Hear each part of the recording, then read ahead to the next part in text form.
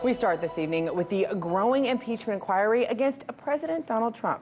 Now, this was all sparked by an anonymous whistleblower and a phone conversation with the president of Ukraine.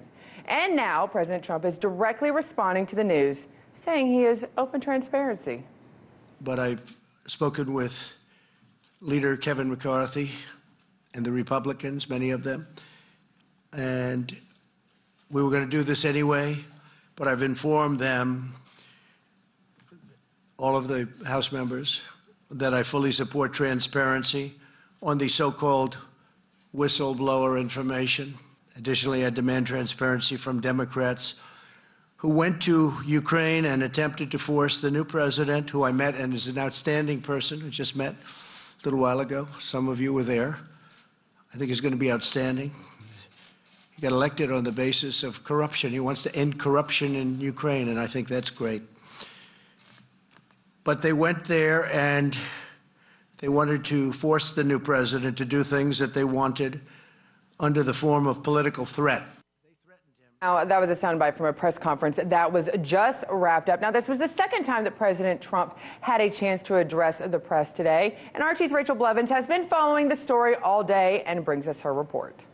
President Trump spoke out earlier today about the transcript that was released from that infamous call with Ukrainian President Zelensky. And Trump specifically accused the Democrats of launching a political war in order to get Ukraine on their side. And if you take a look at the Democrats, they went down to see the president of Ukraine, and they asked him for all sorts of things, and don't go with the Republicans and stay with us, and like it's a political war. They shouldn't have done that.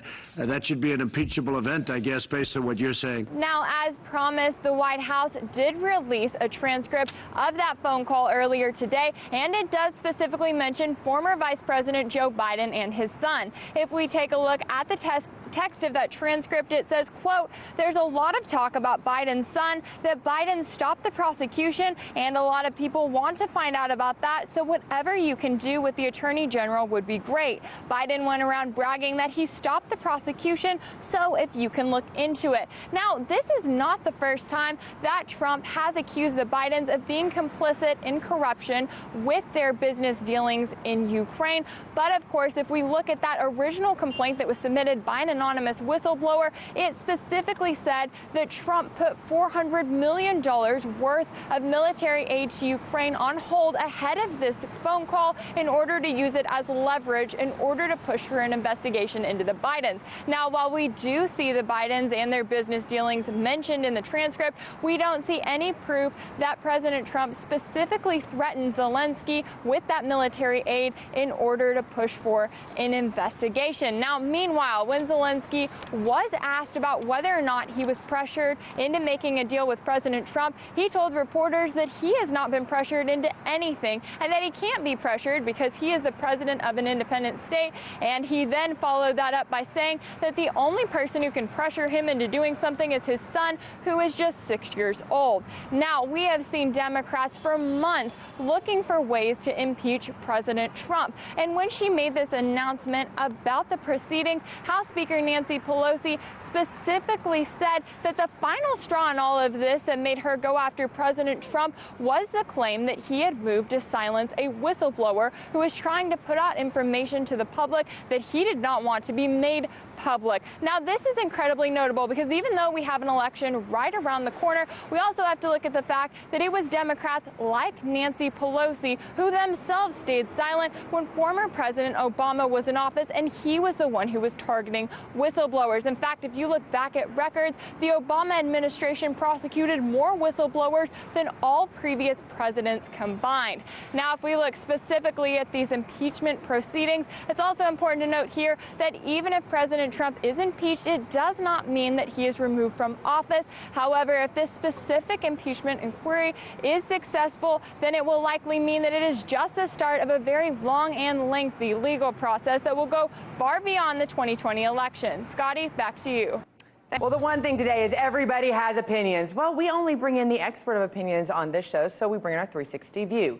We turn to former Georgia state lawmaker Dawkins-Haigler and Melik Abdul of the Black Conservative Federation. Thank you for joining me, ladies and gentlemen.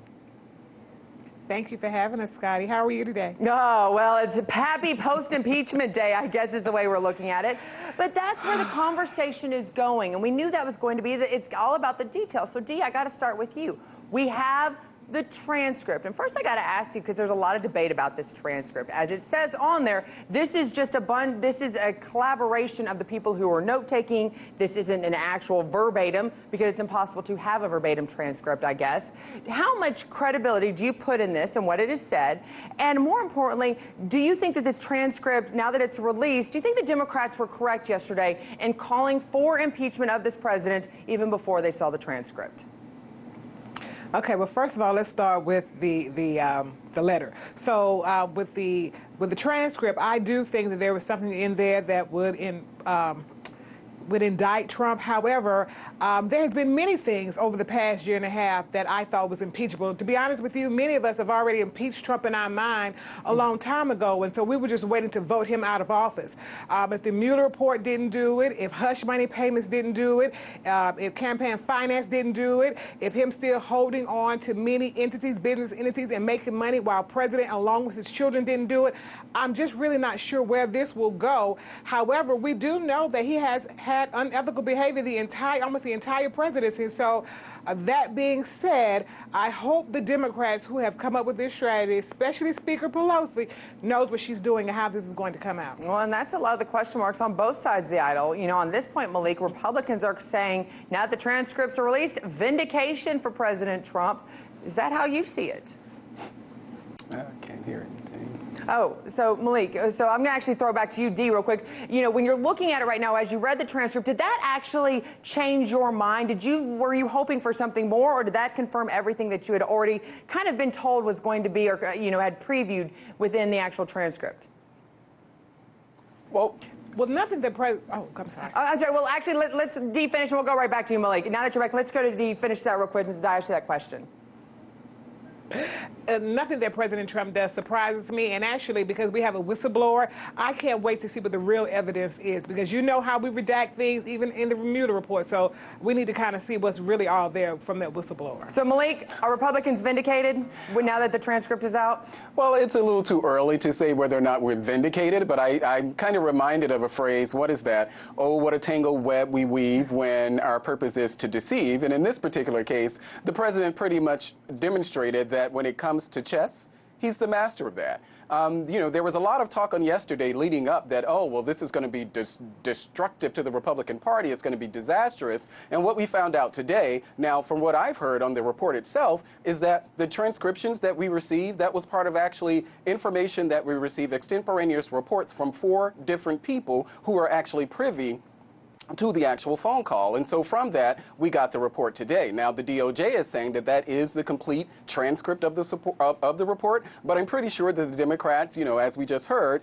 they're going to say that that's not enough. But as far as President Trump is concerned, I think he can sleep very well tonight, knowing that when it comes to chess, he got the Democrats once again. But that's the thing, Melik. You know, as you read through this letter, it's not only just talking about the president talking to the Ukraine. There's a lot of subjects within this phone call that comes up. I hear words like CrowdStrike. I hear things about servers. All of these memories from the 2016. Do you think this was a grander strategy, either by the Republicans or the Democrats, to bring this controversy onto Joe Biden's head and have him answer for it now, a year and a half out before the election? Absolutely. And it's pretty clear that that's where Donald Trump was headed. Our president was headed with this, you know, because some of the things that were in the report, as you said, you know, they were reminiscent of what we heard in 2016. So going into the 2020 election cycle, as we know now, well, Joe Biden is going to have to answer those questions. And it's something that the media, despite what Joe Biden said out of his own mouth, that they haven't bothered to cover it, but we see that now they're going to have to actually cover that. And I think that it's a grand slam as far as the Trump administration is concerned. And that's the thing, Dee. Now we've been in the first 24 hours. We're going to have 48 hours. They're trying to get the votes actually on the House floor to start it.